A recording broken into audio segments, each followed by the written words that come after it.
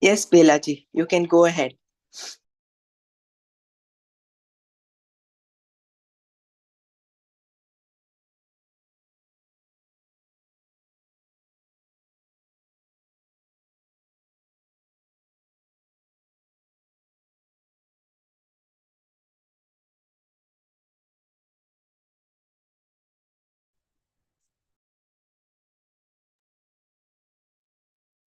Om.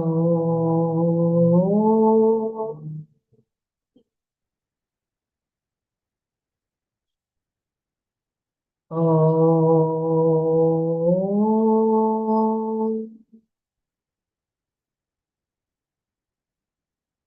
Om.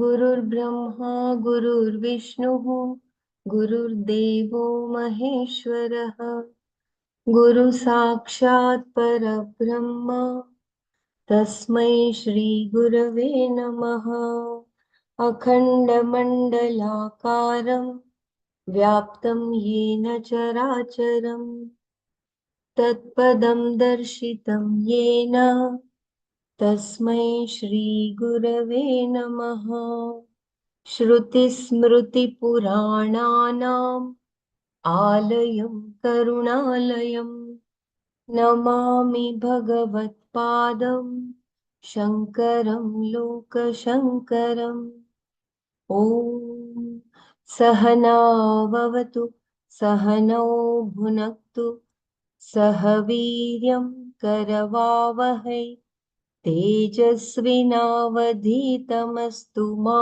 विद्विषावहै ॐ शान्ति शान्ति शान्तिः नारायणं नमस्कृत्य नरं चैव नरोत्तमं देवीं सरस्वतीं व्यासं ततो जयमुदीरये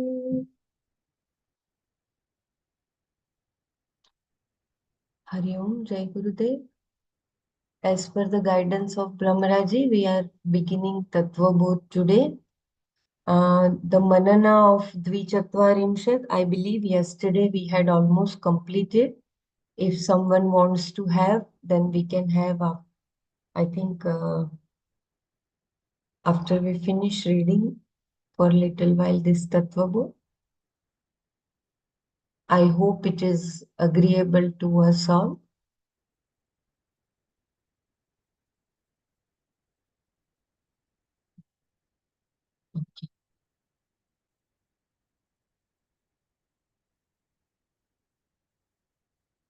Introduction of the Tatvabodha. Desire. Instinct is natural to animals as well as human beings. Certain instincts, such as physical or biological needs, are natural, while others are cultivated on the basis of past experience or predetermined notions. The instinct of a cow to go towards a man holding a bunch of grass is a cultivated instinct of pursuing what is desirable, pravritti, and so is the instinct of going away, Excuse nivritti. me, Balaji, what are we reading now? Tatvabodh. Tatvabodh. This is the text by Belaji, it's a different yeah, I will text. just. Okay. yeah, it is by Swami Chinmaya. It is Chinmaya Mission by Swami Sarupa Chaitanya. Tatvabodha option. It is there in our group description.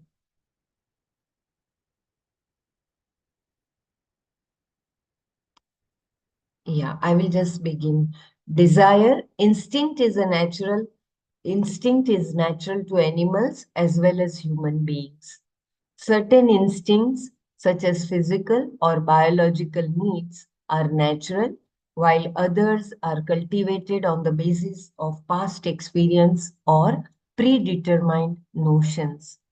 The instinct of a cow to go towards a man holding a bunch of grass is a cultivated instinct of pursuing what is desirable, pravritti, and so is the instinct of going away, nivritti, from an angry man holding a stick.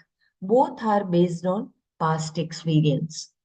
Human being is distinguished from an animal because he possesses thinking faculty which is absent in animals. Out of thinking arises discrimination, the ability to differentiate between good and bad, pleasure and pain, desirable and undesirable. Of course, this is relative and based on one's own predetermined notions or background. Out of this thinking faculty and discrimination arises desire to seek something that promises one's betterment or improvement. By nature, a human being is incomplete or imperfect, and he is aware of it, self-conscious of it. Therefore, there is a natural urge to seek completeness, and thus results the desire to be different from or better than what one presently is. Thus, desire is a natural urge of the mind, just as hunger or breathing is a natural urge of the body. One has to fulfill a natural urge, which, however, always one can never be full and can never be fulfilled. Thus, as long as one's mind is active, except in deep sleep state, or one is conscious of the mind, the desire to be better and complete will always be there, and this desire, like other natural urges, can never be fulfilled until it becomes complete. It is found from observation and experience that our attempts to fulfill desires lead to more desires, thus leading us to endless gyrations till death. Gyrations or gyrations, kindly help me to pronounce gyrations till death. I read once again the last line. It is from observation and experience that our attempts to fulfill desires lead to more desires, thus leading us to endless gyrations till death. Gyrations. Vedanta, It's yeah, gyrations. Yeah. gyrations. Yeah. Vedanta is the study to explore, understand, and practice the proper means to fulfill the desire to be complete or perfect. Limitation of action. One can grow out of a meaningless desire in the light of the knowledge that it is impossible to fulfill it. But this does not apply to natural desires such as physical or biological needs or mental needs. I read once again as there is a internet instability. Limitation of action. One can grow out of a meaningless desire in the light of the knowledge that it is impossible to fulfill it. But this does not apply to natural desires such as physical or biological needs or mental needs.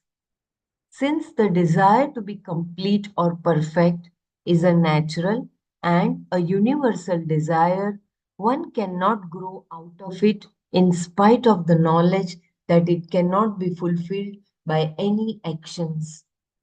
This natural desire to be better and complete induces one to perform actions at the end of which the desire still remains unfulfilled. At the end of an action or acquisition, one is still discontented or unhappy. Why do all the struggles fail to fulfill this innate desire? The answer is that the desire to be complete can only be satisfied if one can achieve completeness. However, completeness or perfection can only be achieved by an infinite gain. And because every action, every gain, every acquisition is finite, the sum of even a series of actions does not equal infinity. For example, one is as far away from infinity when one possesses 1 rupee as when one possesses 1,000 rupees or a million or a billion rupees. The same is true with objective knowledge and emotions. As one progresses in acquisition of more and more knowledge about the world, one becomes aware of more and more ignorance. I repeat the very beautiful sentence. As one progresses in acquisition of more and more knowledge about the world, one becomes aware of more and more ignorance. The truth is that the efforts to be complete or free from limitations are bound by the nature's law of cause and effect. Every effort of an action is limited, and according to the law, a limited effort can only produce a limited result. For being complete or perfect, an unlimited effort or action is required, but no action or a series of finite actions is infinite, and therefore action cannot lead to perfection. Then what to do? If action does not fulfill the desire, should we stop acting? But that is against human nature, because as said in Bhagavad Gita, everyone is helplessly made to act by nature. At the same time, everything that is created has a purpose. So, the desire to be perfect must also have a purpose, and there must be a way out. If anyone wants me to repeat anything, please do let me know. The voice is breaking, Balaji. Is it? Yeah, but the last paragraph before that it was fine. Is It is okay can now. we? Actually. Yeah, now it's okay. Can we summarize what we read so far? But just I know generally read, but the introduction. Yes, as Swamiji has beautifully said, that we all are born with that natural tendency to act and to desire also. But as we know that as long as we continue acting, we still have that natural urge to be better and to be more and more complete. And incompleteness can never be fulfilled through action.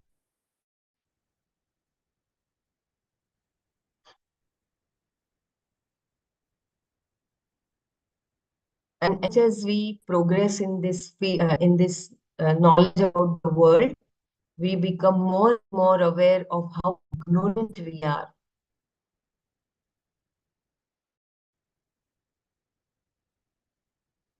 And it is based on the nature's law of cause and effect. Yeah, someone else can help in summarizing, please, before we proceed.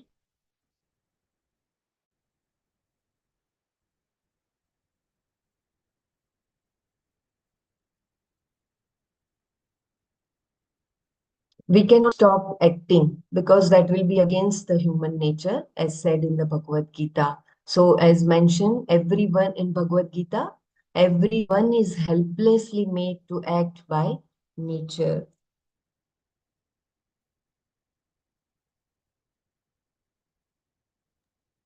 And it is the innate nature of a human to do better, and always like to always improve upon oneself. It is the innate desire with which we are born with. We always want us to improve upon oneself. So that is why we always have some desire every time. It doesn't end. It is the basic instinct of a human to always improve himself, and that is what we are doing right now also. Correct. Yeah. Every living being, I believe, not only human, Yeah. every living, yeah. Yeah, and he also had Every mentioned, living but being, this, I don't think so. So every living being doesn't have an intellect. No, that is what we are reading. They are programmed. here it They says Their at the condition. same time, everything that is created has a purpose. Everything is created for a purpose. So the desire to be perfect must also have a purpose, and there must be a way out. Mhm. So that was the last line you read in this. Yeah, and so beautifully said, trying to achieve infinite through finite actions. Because our actions cannot be infinite. The comparison with the infinite money with whatever amount of billions and billions of rupees. I mean, it made it so clear. And for that matter, everything, not money, for everything. Yeah, I mean, the Whether- example given over there made it so clear. Yeah. Money, power. I mean, it never stops.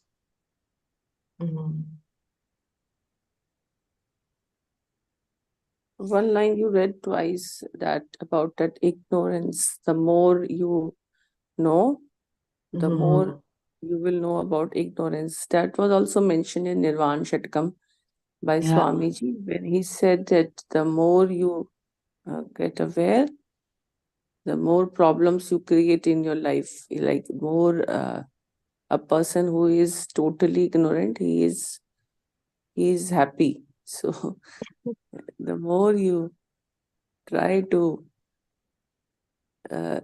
learn, like to know, the more problems you create in your lives. So I don't think so, problem Doctor. in Yeah. no problems in not that in that way that they will be uh, difficult for you to handle. It is problem he was referring to, like when you know something, you have that knowledge, then you start focusing on things which knowledge you have gained. You try applying them. So in that way, it becomes a complex. A person not knowing anything will have a simple living, no? In that context, he was saying that if you are evolving, then your life would be problem. So he said that, so don't think that we will not come in the class tomorrow because you are knowing this Shastra and you will face problems. So he said in that way. It's actually somewhat incomplete knowledge, right? Somebody who's jnani also will be quiet and have peace of mind. But somebody who's ignorant, don't know anything, also be fine. But in He'll be in a between happy the state. people, yeah, Yeah, in between people, what happens is, you know, but then you still not sure about. I mean, not. I wouldn't say sure about it, but it's just that. You read those lines which you just read twice. Yeah, Belaji read. Yeah, this line. As one progresses in the Acquisition of acquisition of more more knowledge and about. more knowledge about the world, one What? become aware of more and more ignorance. So this is what, like, you come to know that you can't know everything. So you will come to know that But about the knowledge. world means it's more of like Maya, right? I mean, so the more you're externally focusing on it, then you become ignorant. That's the veil of the ignorance, like you're focusing on about the worldly things. Is that what that meant? The acquisition of knowledge about the world. They're not talking about this spiritual knowledge.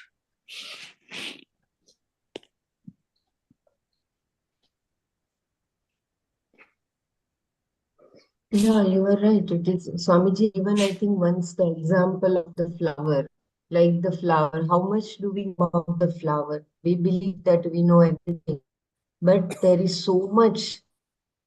So more, and as you go about in depth about the world, then you realize that, that it is like a wall. You are just shifting the wall, but you are still not knowledgeable even for that small flower. I mean, so much is there to be known.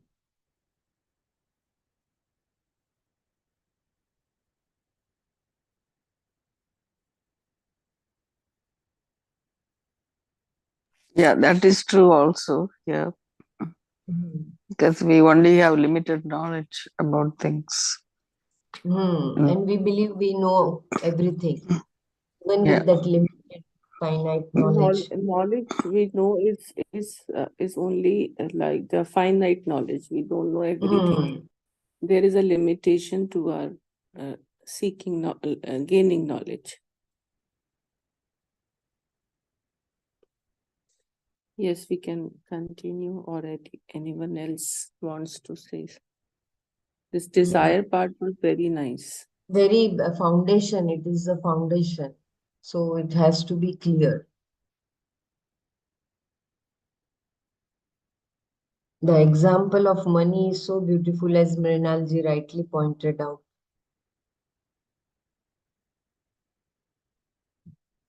And as and when we start getting the knowledge, then also that helplessness is there, that we cannot get all the knowledge, and what we have is only we could wonder.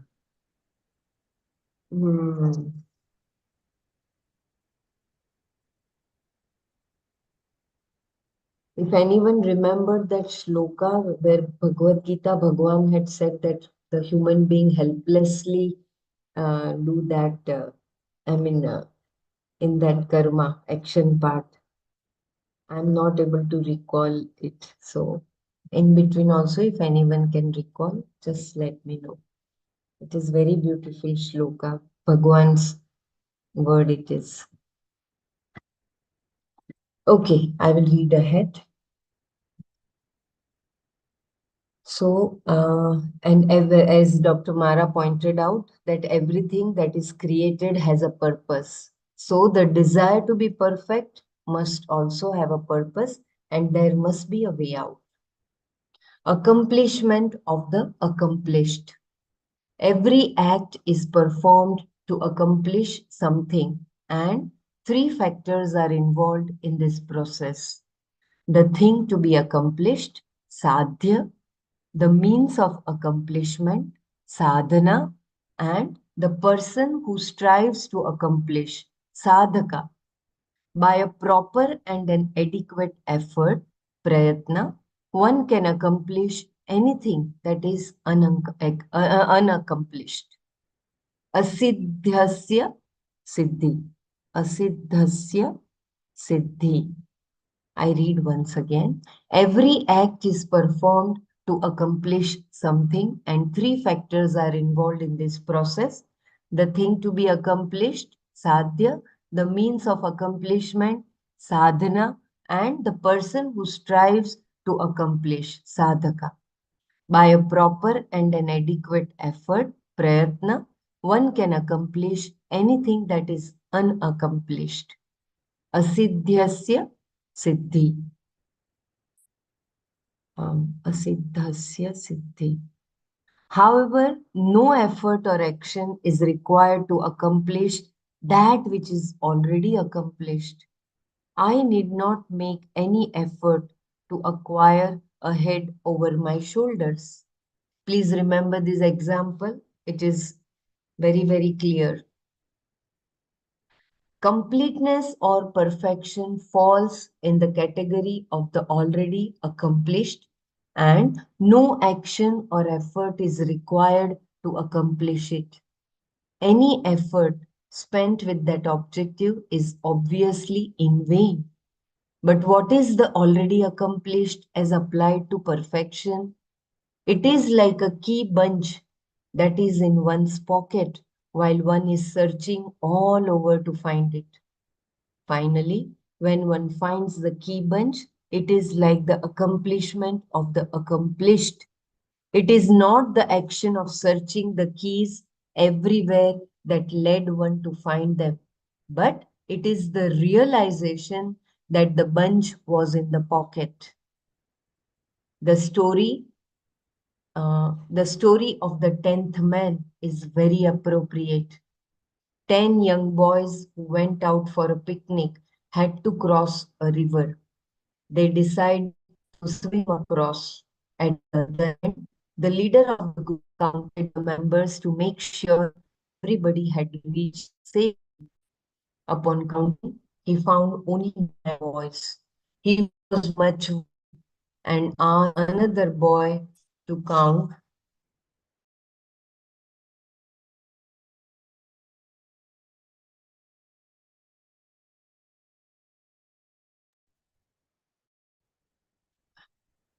Kshamyadam. Upon counting, he found only 9 boys. He was much worried and asked another boy to count. He also counted 9. They were all afraid that one of them was drowned in the river and frantically started searching the missing 10th man. All their efforts were in vain. Finally, an old man watching them crying approached them and asked what was bothering them. Upon being told that one of the boys was missing, the old man figured out what the problem was. He asked the leader to count them once again, and when he counted only 9, the old man told him that the leader himself was the 10th man. Tvam dasamosi. The problem was every time someone counted the boys, he did not include himself in the count. Within an instant, the boys realized what the mistake was and were happy once again. It was not the action that provided the boys with the missing man, but the realization or the knowledge that the one who counted was himself the missing man. All the time he was searching for himself, and no amount of action of searching would reveal the sought. Achieving perfection is the achievement of the already achieved. The only reason why one is not able to experience perfection is ignorance, ajnana. Ignorance is like darkness which prevents us from seeing or experiencing what is in front. It also leads us to mistake the truth as false, just as a man mistakes a rope for a snake in darkness. This mistake in turn causes illegitimate problems such as fear, snake bite, pain, etc., which only exist in the mind and which cannot be cured unless the mistake is realized. Thus, the imaginary pain of the snake bite and resulting misery can be cured only when one is made to realize the falsehood of the snake or the reality of the rope. Once this knowledge is gained, then rope can never be mistaken for a snake. Thus, the removal of pain is accomplished without a process of change, that is, without any treatment or effort. Search for perfection is also similar. One is ignorant of the fact that one is already perfect, and therefore all the efforts to accomplish what is already accomplished are in vain. What is needed is the knowledge of Tattvam Asi, or that thou art. Thou art indeed that perfection thou has been searching for. Ignorance is keeping the seeker away from what is sought, although both are identical. Not action, but knowledge is the means of such an accomplishment. So beautiful. So it is not the matter of any action or treatment or cure, it is only of realization.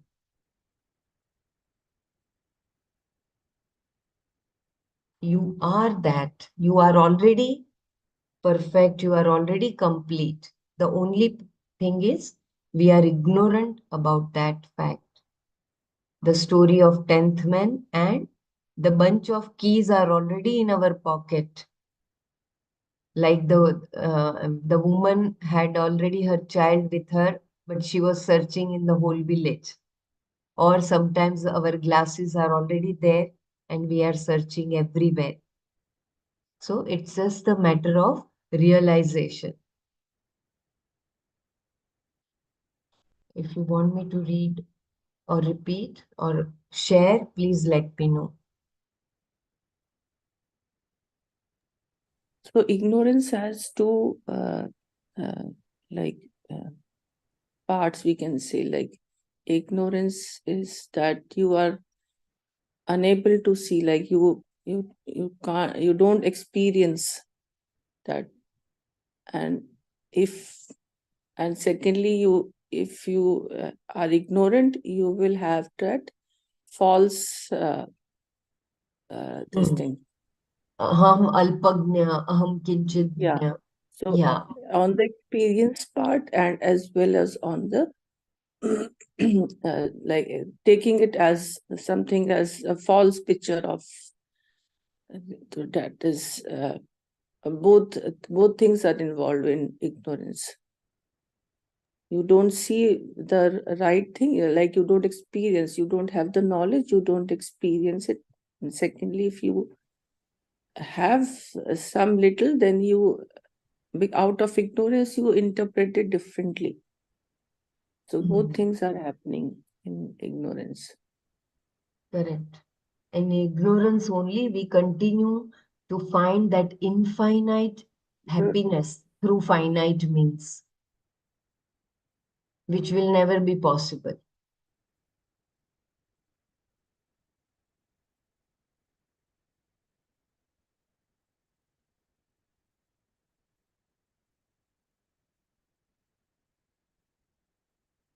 Yeah.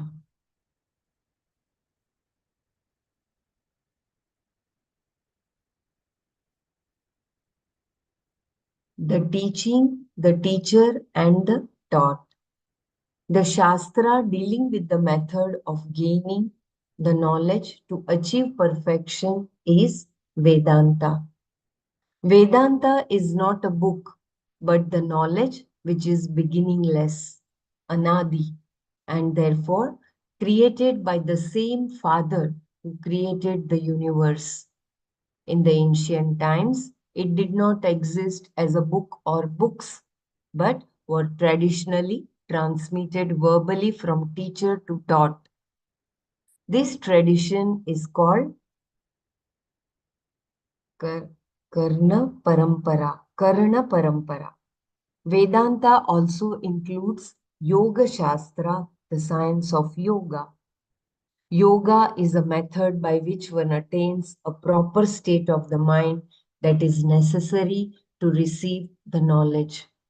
However, yoga is not knowledge. I repeat, Vedanta also includes Yoga Shastra, the science of yoga.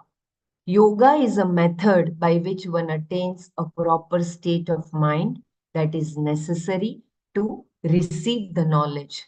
However, yoga is not knowledge. The teacher who has the vision and the experience of perfection reveals the knowledge to the student. Such a fit teacher is called Guru. Guru is the one who destroys Gu, the darkness, Ru of the ignorance. The Guru not only has the ability to reveal the knowledge to the disciple, but he is also the ocean of sympathy. With patience, kindness, and sympathy, he imparts the teaching to the students. The tradition of the Guru Parampara is also beginningless, anadi. Since every Guru was once a disciple of his Guru. Thus, the first Guru who revealed the knowledge must be the creator of the universe. I repeat, as there is a breaking of voice. If it is too much disturbing, just let me know, someone can help in reading. The tradition of the Guru Parampara is also meaningless, anadi, since every Guru was once a disciple of his Guru. Thus, the first Guru who revealed knowledge must be the creator of the universe. A fit student is called Shishya, Shikshana Yogya, one who is fit to receive the teaching.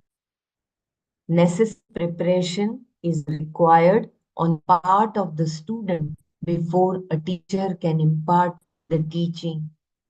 The student is also required to have an implicit faith in the Shastra as well as the Guru until the truth is discovered. This faith, which is coupled with conviction, is called Shraddha.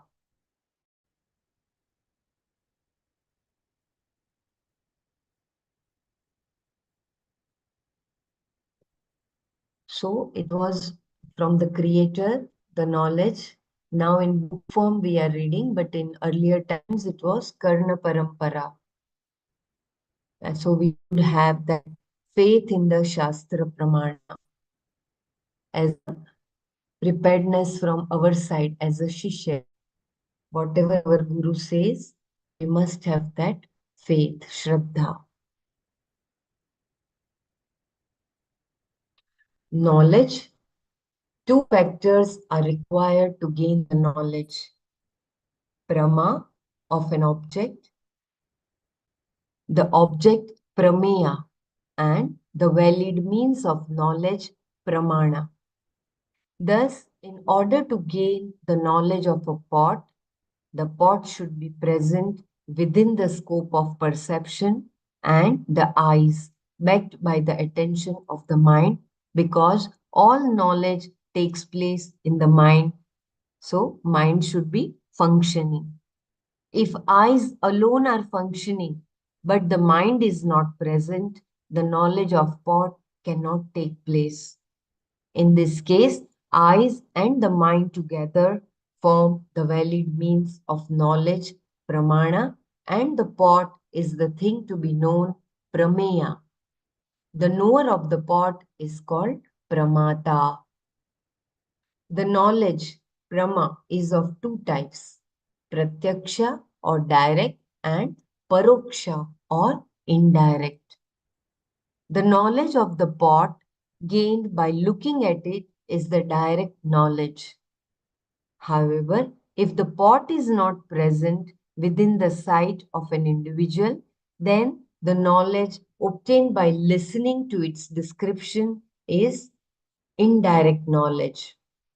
Or even if the pot is present within the viewing range, but the eyes are not functioning, then The knowledge gained through touch, smell, etc. is also indirect. For direct knowledge, a valid means of knowledge must be available. For example, ears are not a valid means to gain the direct knowledge of the color of an object.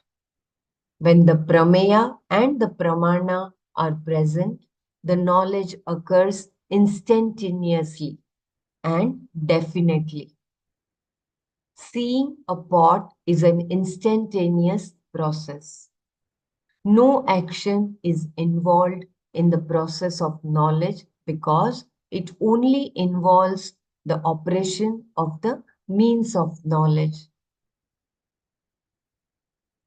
Ignorance also depends of the means of knowledge.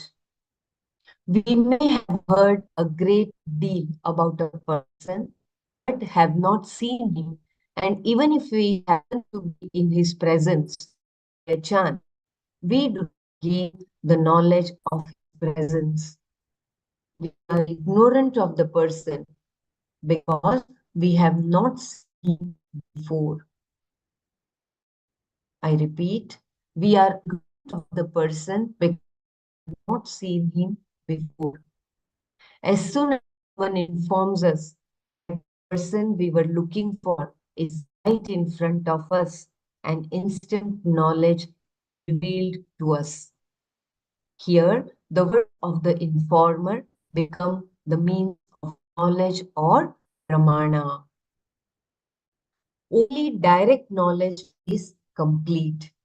The knowledge obtained through reading or hearing about an object or a place is incomplete because the picture formed in our mind depends upon our past impression and our judgment. The picture formed in different minds from the same description is generally different. The fact of our being complete or perfect is not experienced by us because of ignorance. Just as the eyes cannot see themselves, the sense organs and the mind cannot see the self. I repeat, very beautiful sentence. Just as the eyes cannot see themselves, the sense organs and the mind cannot see the self. The pratyaksha pramana, or a means of knowledge that provides direct and immediate knowledge, is required. Vedanta is such a means of knowledge because it provides direct and immediate knowledge of the self by which we can experience completeness or perfection. The Vedas and the Vedanta. Vedanta contains words which reveal the truth. It is a valid means of knowledge that provides direct experience of one's state of perfection. The reason why the words of Vedanta can provide direct knowledge is that it concerns the achievement of the already achieved. Just as the 10th man realized immediately from the words, "You are the 10th man," one gains the perception of the self from the words of the Vedanta. In the case of the knowledge of the self, the prameya is present within our reach, but the pramana is normally absent. Vedanta, through its words of knowledge, provides the pramana. The knowledge of the self gained through the words of Vedanta is direct and immediate, like the knowledge of the pot by seeing it. There is only one way of knowing the perfect self, and Vedanta provides that. Although Vedanta is verbal, it gives rise to direct perception, similar to that of the 10th man by the words. Vedanta literally means the end of the Vedas, and that is what it is. Each of the four Vedas, Rig, Yajus, Sam, and Atharva, can be divided into two sections, Karmakanda and Jnanakanda. Vedas are Prachina, beginningless, and contain the knowledge that was directly revealed by the Creator. This knowledge has been transmitted from teachers to the students since the time immemorial.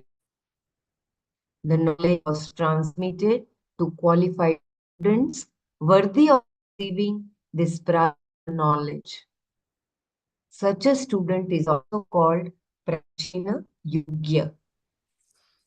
Balaji, it's breaking quite often now. I don't know whether we want to do this or do you want me to read? I can help you with reading. Yeah. If it was disturbing, then kindly go ahead. Yeah. From where it was breaking, you want to? It was on and off, but I thought it will get better, but it didn't. The Yeah. Vedas, So let me know. yeah, and the Pramana, the Pramana, we were reading Pramana and Prameya. Yeah, here. Yeah, and this paragraph, yeah. Yeah, please go ahead. Yeah. Ignorance also deprives us of ignorance also deprives us of the means of knowledge. We may have heard a great deal about a person, but have not seen him. And even if we happen to be in his presence by a chance, we do not gain the knowledge of his presence. We are ignorant of the person because we have not seen him before. As soon as someone informs us that the person we were looking for is right in front of us, an instant knowledge is revealed to us. Here, the words of the informer become the means of knowledge or pramana. Maybe we should read about the praman from here too. Is that before this one? It's okay, I'll read it here. Only direct knowledge is complete. Oh yeah. You want me to previous page? Share the About the previous. prameya and pramana. Sorry. Uh, yeah. Here. Yeah, the knowledge. Yeah, from here. Okay, sorry. Two factors are required to gain the knowledge prama of an object. One is the object is prameya, and the valid means of knowledge is pramana. So the object is prameya, and the valid means of knowledge is pramana. And to gain the knowledge is the prama. The prama of the object is to gain the knowledge. So thus, in order to gain the knowledge of a pot, the pot should be present within the scope of perception, and the eyes backed by the attention of the mind, because all knowledge takes place in the mind, should be functioning.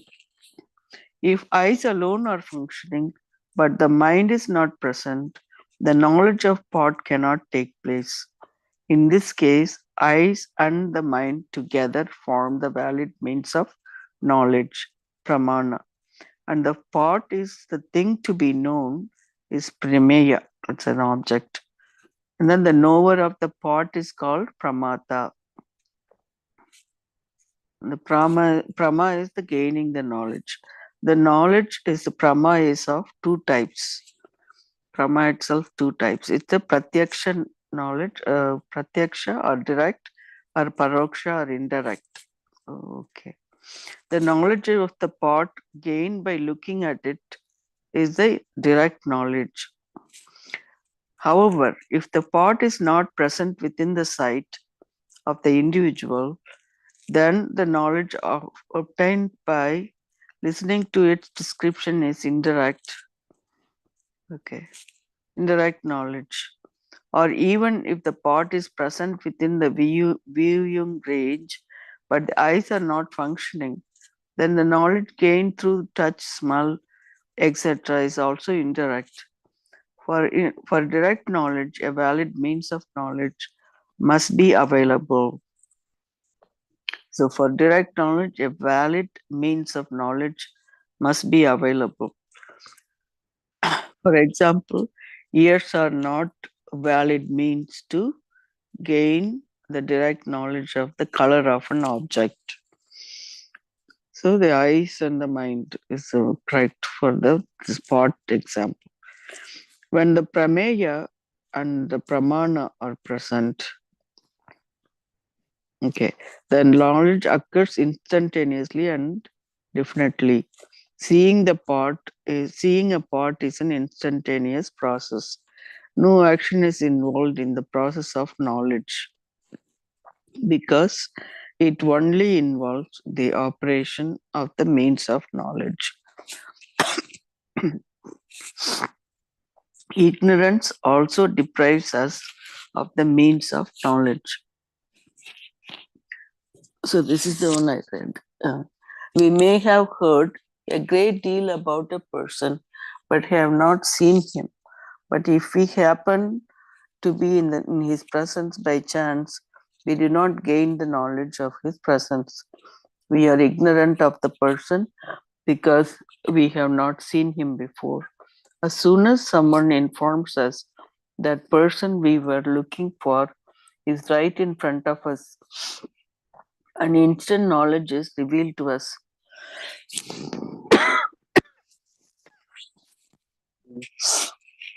Here, the words of the informer become the means of knowledge or pramana.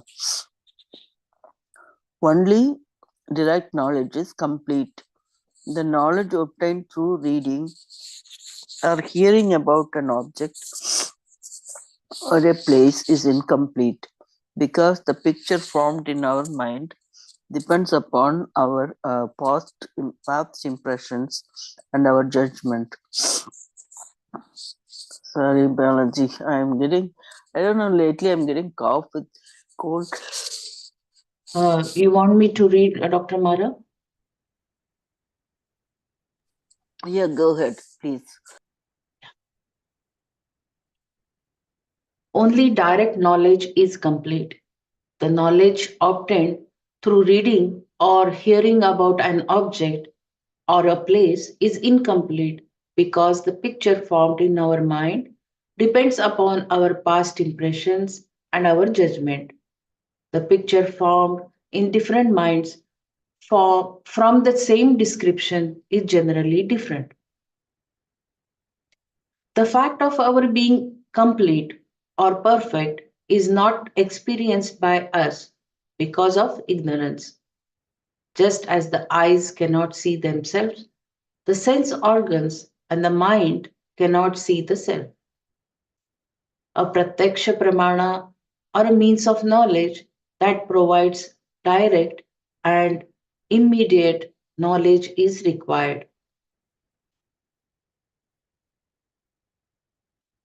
Vedanta is such a means of knowledge because it provides direct and immediate knowledge of the self by which we can experience completeness or perfection. The Vedas and the Vedanta. Vedanta contains words which reveal the truth. It is a valid means of knowledge that provides direct experience of one's state of perfection. The reason why the words of Vedanta can provide direct knowledge is that it concerns the achievement of already achieved. Just as the 10th man realized immediately from the words, "You are the 10th." You are the 10th man, one gains the perfection of the self from the words of Vedanta.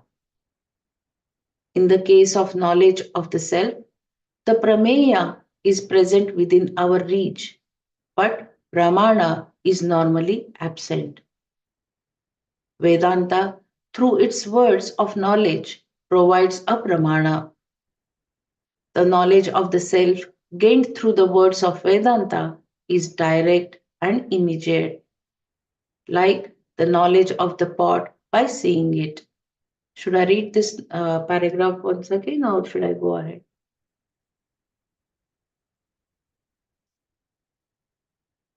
There is only one way of knowing the perfect self, and Vedanta provides that. Although Vedanta is verbal, it gives rise to direct perception, similar to that of the tenth man, by the words. Vedanta literally means the end of the Vedas, and that is what it is. Each of the four Vedas, Rig, Yajus, Sama, and Atharva, can be divided into two sections, Karma Kanda and Jnana Kanda. Vedas are Prachina, beginningless, and contain the knowledge that was directly revealed by the Creator. This knowledge has been transmitted from teachers to their students since time immemorial. The knowledge was transmitted to qualified students worthy of receiving this Prachina knowledge. Such a student is also called Prachina Yogya. Hariom, this word prachinna, can anyone? No, this is not prachin. I think this is prachinna. Word prachinna. No, prachin is old. Prachin is old. This is prachin. This is prachin. Okay. Okay. I thought this is prachinna. Prachinna is also a word, no, in Sanskrit. Now this is prachin. Prachin. Yeah.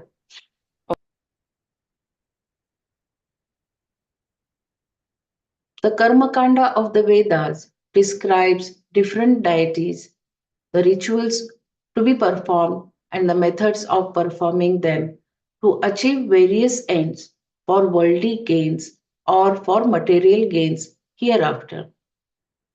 No explanation or causes for the rituals or the deities is provided in Vedas because this cannot be perceived or comprehended by the human intellect, and therefore these rituals are accepted without questioning. By performing the rituals as specified, one accumulates punya, which is in the form of subtle thoughts that would result into a subtle gain. What can be conceived by the human mind, such as discoveries of object science, what can be conceived by the human mind, such as discoveries of objective sciences. It is not provided in the Vedas.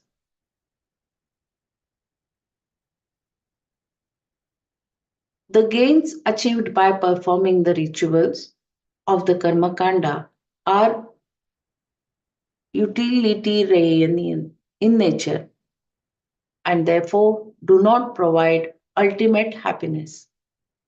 Karma Kanda is a pramana to achieve these ends by invoking the divine Daivam. Sorry, I'll read this again.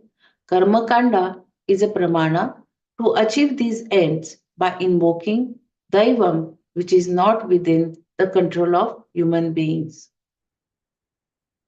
On the other hand, Jnana Kanda, which is relatively a small section at the end of the Vedas, has only one end, the achievement of the perfect self.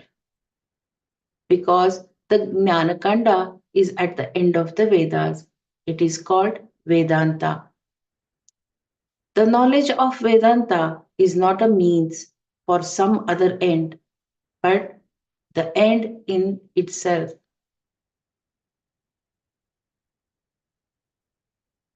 Tatvabodha. Tatvabodha is an introductory text outlining the fundamentals of Vedanta. Briefly And in simple language, it deals with the knowledge or reality, the individual and the world, and the relationship between them. It also describes the qualifications of the student. Tatvabodha is a prakarana grantha, prakarana grantha that introduces the concepts and the terminology, later to be found in Vedanta. It is composed for a new student who has to understand the technical terms before the study of the actual textbooks is undertaken.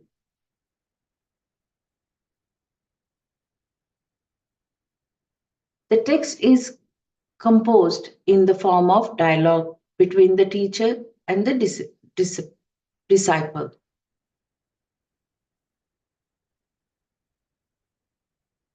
Invocation. I'll read this in mind and then maybe try to recite. Or Belaji, would you like to read this? Can I read it? Yeah, please. Vasudevendra योगेन्द्रं नत्वा ज्ञानप्रदं गुरुं मुमुक्षूणां हितार्थाय तत्त्वबोधोऽभिधीयते. You.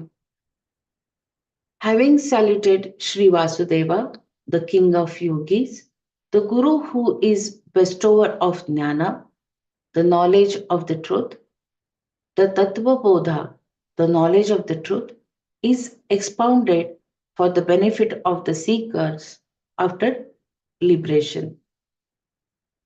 By this stanza, Shankara salutes the. I have one question. Sorry to interrupt. This Tattva looks different than what we used to read. Is this something what Dr. Brahmara wants us to read? I know I saw that posted in the group, but this only has this in Sanskrit, the slokas, right? I don't know, you guys made, but anyway, don't worry about it. I'll look it up in the other ones. We couldn't hear you properly, Dr. Mara. The thing I'm asking, this Tatvabodha only in the slokas and all that in only in Sanskrit, right? The one we read in the past, I know it used to be Sanskrit as well as in transliteration in English. So I'm wondering, are we supposed to follow this book only, or we are? I know it is a little bit different from what we read in the past. Yeah, I remember she saying that there are two books we follow. I think twice we read it before, right? So she was mentioning two versions of Tatvabodha, but none of those had attended. So I'm not very sure about it. Brahmaraji today morning only posted this to me and said we will go ahead with this Tatvabodha. Yeah, I think initially we were following Tejo Mayananda. This thing. Okay. Yeah, Tejo Mayananda. I have that one only, Tejo Mayananda, Ananda. Right, because that one has this. If you just read right, Vasudevendra Yogendram, that one it gives the meaning also. What like Tatparyam that we normally read like that. But it's okay. I mean, you also have Tatparyam summarized here. That's fine. Yeah. I'm just looking at it and I thought. This is the invocation prayer to. This is the invocation like prayer to Vasudeva before starting. I understand. I actually scrolled up to see, what Nana was asking us to really memorize, like you should know thoroughly all the Tattvapada slokas, right? So I tried to read it, but then I don't know how to read this in Sanskrit. I'm just trying to learn, but I'm not there yet. But anyway, it's okay. I'm looking at the Tejamayan and the book while you're reading it. but some of it could be a little different. Dr. Savita, would you mind posting it in the group or maybe email us separately? Yeah, That would sure. be I'll nice. The do. Tejomayananda's this thing PDF. PDF, Yeah, yes, PDF. please. Yeah, I Okay, can put it okay, in okay. the group I'll send also. you. Yeah, Yeah. I'll send the But Tejomayananda. anyway, we are going to read this, but Yeah, just yeah. You as a, read. yeah. This is Yeah, yeah. from Chinmaya Mission, so it is it would be equally good because Yeah, I yeah, think definitely. It's very yeah, the simple. Tejomayananda was also I think from the Chinmaya Mission only. Yeah, yeah. Yeah, this is from the different Swami, but that was also from same Chinmaya Mission only, I think. It's okay. Fine. I Yeah, just thought. the knowledge is the same. It's only the a slight difference that would be For there. my own practice, if I can't read it, then I can't remember anything in the sense. It's okay. Go ahead, Lalji. I don't want to stop you here. We read the You chant want me saluted. to That's present, Hari Om? I fine. can, you want me to present Swami Tejomayananji today morning, Brahmaraji No, sent no, no. this. Ask Dr. Brahmara. I don't know. She might have thought this book has some new information, or I don't know.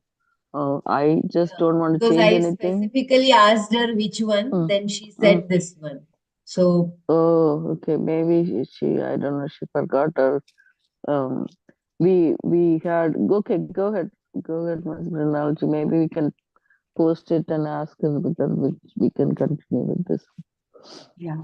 Until what time we read and then Manana? I think we can stop Manana, right? Yeah. You You finished can just this one. read You this started the meaning. introductory Yeah. sloka. This Tejomayananda is more Chinmaya mission only 100%, but it is Tejomayananda is more popular on this side of India. So and equally very powerful. All Tejomayananda books are also very popular on all these commentaries. No, I know. Even here Getting the in little bit different perspective or commentary, maybe because of that Brahmaraji has, because we have already done one Tatvabodha, no, one or two times. So now little bit a different approach she must have posted it. So let's go through it. No, the more clarity will dawn in us. That's what I feel. As everybody says, no problem. Jai Gurudev. I think we can continue because we were doing slight manana side by side. But if someone wants to discuss, then we can go ahead, or as everyone says. Yeah.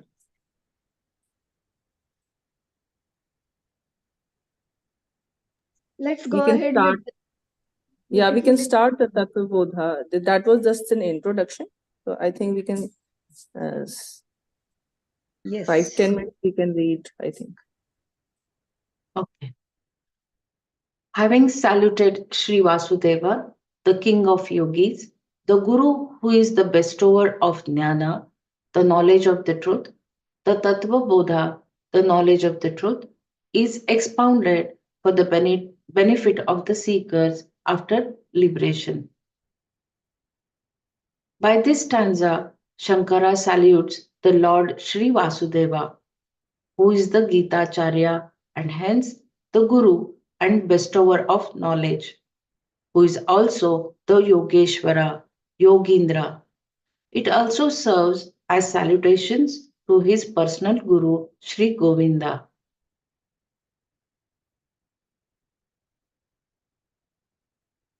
Belaji?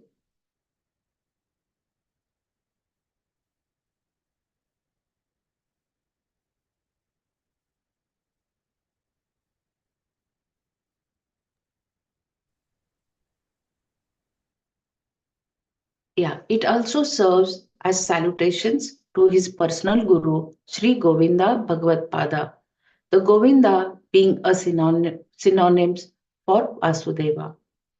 This stanza also indicates the Anubandha Chatushtaya, Chatushtaya, Chatushtaya, Anubandha Chatushtaya, namely the Adhikari, Vishya, Vishaya, Sambandha, and Prayojana, which are generally given at the commencement of such treaties. Here, the Adhikari is Mumukshu, the, the seeker after liberation. Here I did not get even this prayer also, sir. Seeker after the liberation. Uh, would someone seek even after the liberation? I did not get this. I thought mm, I might. Can you repeat that line from Adhikari? The Adhikari is that who is the seeker, no? Can you Yeah. go back? You have to, the page have to be shifted, I think. Even the meaning of the shloka when it says after liberation. It's not after liberation, seeker of liberation. You know, the Adhikari is a mumukshu who's the seeker of See, over liberation. here it Yeah, but says. it's not after. I think It's I think I wrongly have typed heard there. I think I have heard it from Gurudev that all the knowledge and all this wisdom is gained only in the human form. That's why again and again, even if you become Devta and or you go to any realms of the different this thing, you have to again come back in the Manushya form, human form, to gain this knowledge. So this wisdom happens only in the human form.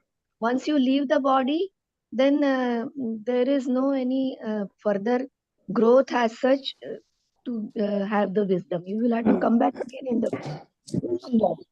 That's what I heard it from Gurudev, if I remember it correctly. Yeah, you are very correct.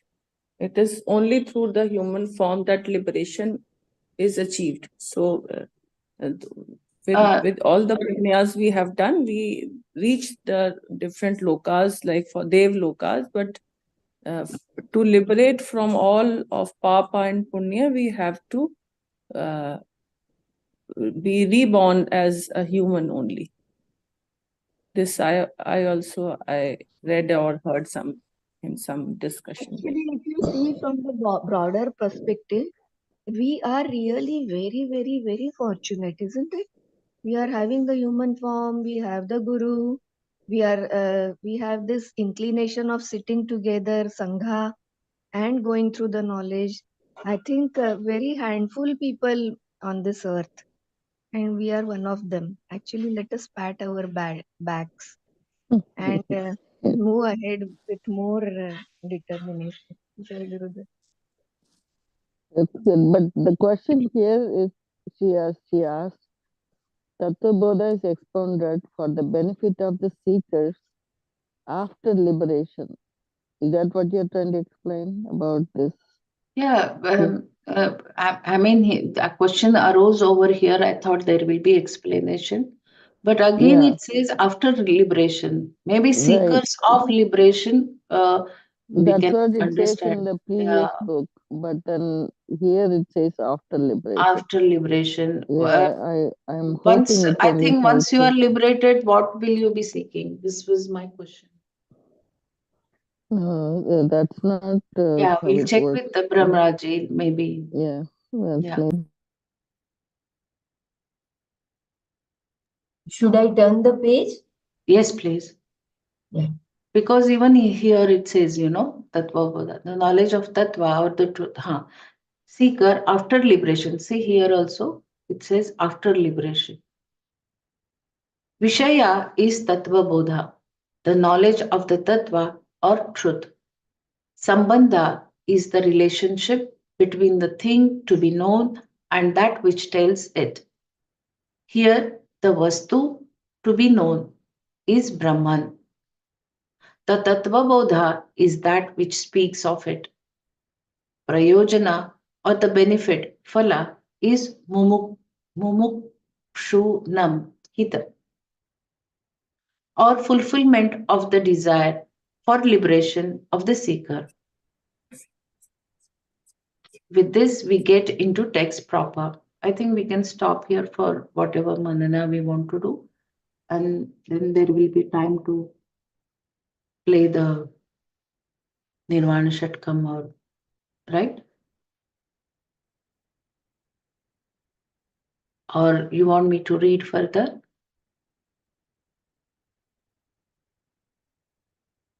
Yeah, we can discuss actually. One request to Balaji, if you do speak to Dr. Brahmara, I mean, it's my opinion, but you can also look at it. I will forward this Tattva that we read in the past. Even the Tattva I am talking about, we had two kinds.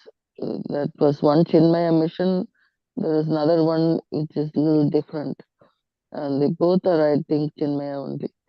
But anyway, I'll forward both of them to you, and you can check with her. Can we go with the previous one?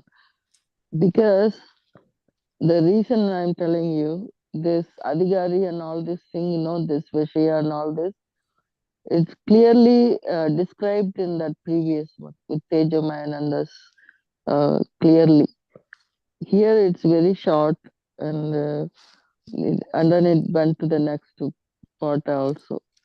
So that is why I feel like Tattva is not going to change because it's a fact.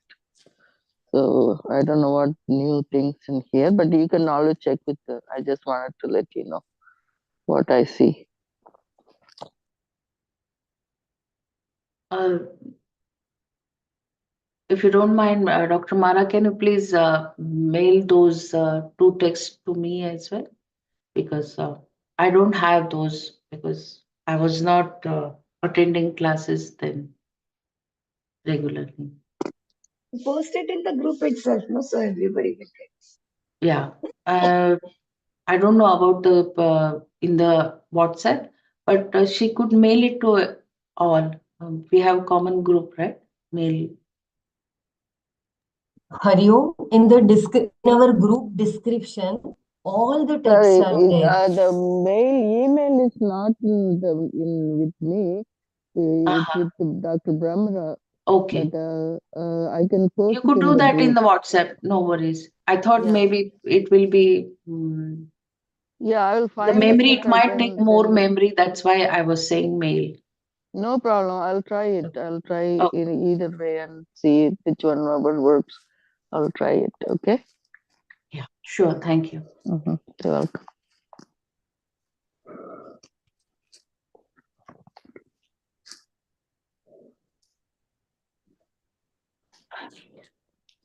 So, Here in the terms of Vishaya Manana, is like, so yeah, what go we ahead. yeah here what we are going to talk about is Tatvabodha, that is Vishaya, Mm-hmm. and the knowledge what is Tattva or the truth, and the Sambandha is the relationship between the thing to be known and that which tells it here. Here the Vastu to be known is Brahman. Tatvabodha is that which speaks of it. So Tatvabodha is the and the prayojana or the benefit of it is mumuksha hita. That is liberation, So, desire for Adi liberation. Shankara, he explained what the qualifications for a person to do this Tattva Bodha. I mean, that's what this Anubandha Chadustasya. Chadustasya. So, so that's the one is Adhikari, the student, and the Vishaya, and he said the Vishaya, and then what else? What was the one? Vastu. Ha. And then the fourth one is, oh no, Prayojana. The benefit of this word that it helps the mumukshus, and the Sambandha is relationship with the thing to be known. What that's what you said. What to be known, says Brahman, the Tattva. Yeah, that's pretty much Sadhana Sadhishtaya. We did the Devendriyam. That sloka is very nice. Earlier, we talked about the knowledge, right? He talked about two types of knowledge, direct and indirect, and then which is called what, pratyaksha and another. paroksha knowledge. The direct is which you directly see, and for the direct knowledge, whatever the sense organ has to be connected with the mind. If one present, the other is not there, it doesn't really absorb that knowledge. It has to be together. Like I see it, and then it is connected with the mind, then you acquire that knowledge which is direct. But then you sense it through the smell or touch. That's like for example the pot. You feel it with your hand, and and then sense it with the smell, like the mud smell and all that. Then it's indirect knowledge. That is also, those senses are connected to the mind. So the mind is the seat of knowledge.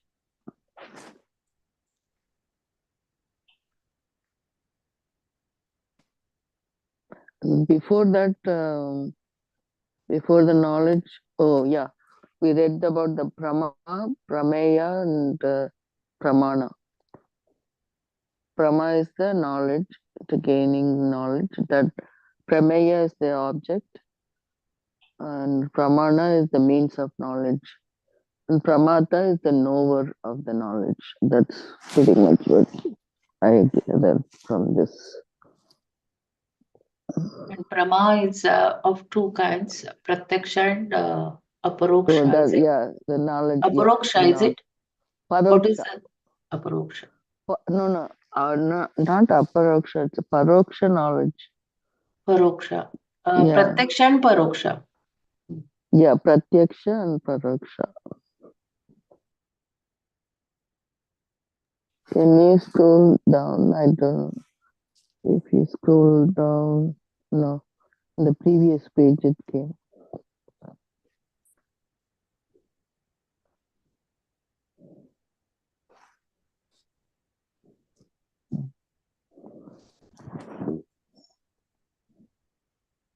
Oh, yeah, yeah, here. Oh, yeah, here. Direct knowledge, indirect knowledge. This sentence also, no, direct knowledge is complete, whereas that which we read or hear, it is incomplete. In a way that all the people they analyze according to their own like intellect. Yeah, so it is Pratyaksha pramana. incomplete. Before that, what did we read?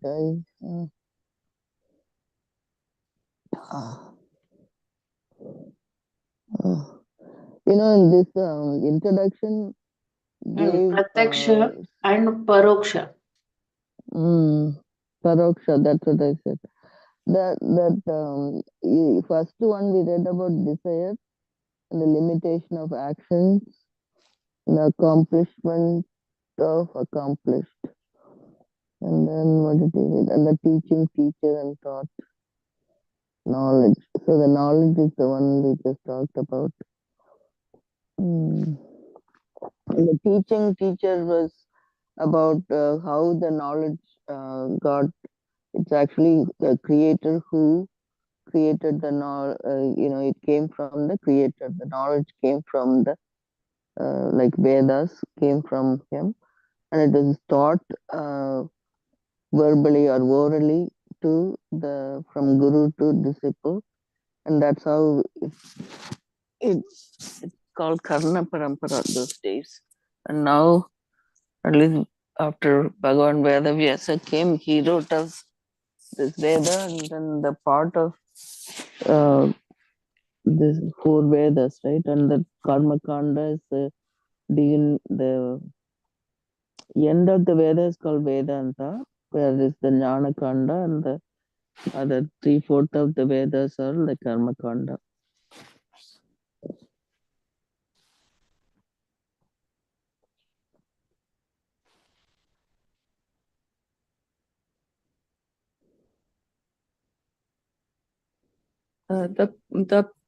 This grantha which is Tatvabodha is the Prakarna Prakarana Grantha. Kanda. So apart from Tatvabodha, I think that is Atmabodha, Tatvabodha, and I think one was Vivek Chudamani. Vivek Chudamani. And one more was there. I am not able to recollect. One or two, I think. There were 4 or there were 5. Before reading the Vedanta, Prakarna Grantha is that if you read these Granthas, The terms and all that you have the then knowledge about. the reading of Vedanta become easier to understanding becomes easier. Yeah. So Prakarna Grantha. Prakarna is, I think, to retrieve in it is to the meaning of Prakarna to retrieve. I think. I don't know the meaning, but yeah, probably Prakarna. that's yeah. The guru, yeah, that's also another meaning they gave, right? To the remover of the darkness. Is yeah. And should we stop here for Nirvana You want to Shatakam? do the Somebody want to Nirvana? play it? Somebody needs to play it, or else I will have to look for it. Yeah, I don't have it with me. Hariom, I did not hear what is to be done. Should I play Maya Panchakam or Nirvana Yeah, Shatakam? anything Have we is finished, fine. Nana? Have we Yeah, I finished? think we should, right? It is already 6:28, so we can stop in time. Okay, and we should play what? Kindly guide me. Maya Panchakam is fine, no? It's Okay, short. okay. Just give me Yeah. 2 minutes. Okay, thank you. Shanti mantra, please. Yeah, can Sarve jana sukhino bhavantu. Om Shanti, Shanti, Shanti. One thing I just want to share. Shall we this help somehow if some idea comes up? Shall we this 42 verses if we can by heart them? So doing it last 1.5 to 2 years now. At least some Yes, I something am in for that. and suggestions also how we should go about it. Like let us like a school children 8 9 standard, let's give it as a homework and by heart it and put your something. There should be some this thing, no Are you commitment. just asking to do only slokas, or you're the whole, like, including the See what Tatparya and we will everything? do, we ourselves will prepare shloka as well as its meaning and let it become a real part of our, like, see, we learned that sine square theta plus cos square theta plus this and that and what not, yaar. Itna energy dal ke seekha, but where it has led us. So let us put our that attitude and commitment. We will do the chanting also and the meaning also, but maybe after every 5 shlokas or something, like you can come up with different ideas how that commitment can be, and then put your audio in the group or something like that. We will keep the commitment and push each other that at least these 42 verses we should become thorough. ना तो कुछ ideas बताना how we can accomplish this. Jai Gurudev. Thank you so much. Sure. Dhanyavad, Madhuri ji. Even that is inside me also. So we want to have it. We want to by heart. Maybe once a week after this class, we could stay back and recite each one of us one shloka, maybe. It would not be much to by heart then, one shloka and with the meaning. One day, maybe on Sunday or so, after the class, we meet and recite without seeing the text. That we could do. That I agree. Yeah, reciting would Some be good. commitment, Yeah. like a school teacher and school children, we need to push ourselves into that, so that at least we are doing Bhagavad Gita class for so many years now. At least these 42, like gist is there within us, like it's a part and parcel of our existence. It should become like that, I feel. So this homework and school type rot, this by hearting things, rote learning, what they say, no? Like that. We will do it. Come up with some ideas, like Runalji said, no, every Sunday or something, some any 2-3 ways we will see that all 42 verses are totally our district. Jai Gurudev.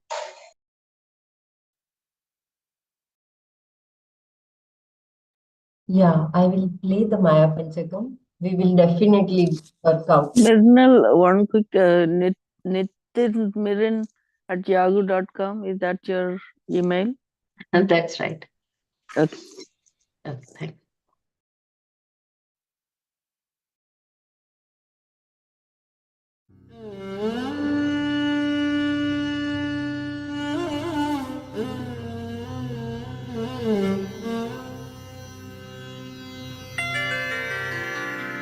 निरुपमनित्यनिरंशकेऽप्यखण्डे मयि चिति सर्वविकल्पनादिशून्ये घटयति जगदीश जीवभेदम् त्वघटितघटना पटीयसी माया घटितघटना पटीयसी माया श्रुतिशतनिकमान्तशोधकापि अहह धनानिदर्शनेन सद्यः कलुषयति चतुष्पदा भिन्ना न घटितघटना परीमाया सुखचित्तविबोधमद्वितीयम् नलादिविनिर्मिते नियोग भ्रमयति भवसागरेतान्तम्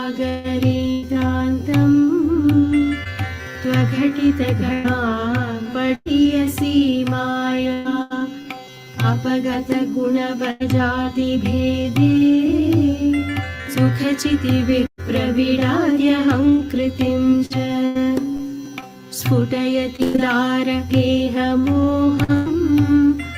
त्वघटितघटना पटीयसी माया विधि हरिहरविभेदमप्यखण्डे बत विरचय्य भूमिप्रकामम् भ्रमयति हरिहरविभेदभावान् घटितघटना पटीयसी माया त्वघटितघटना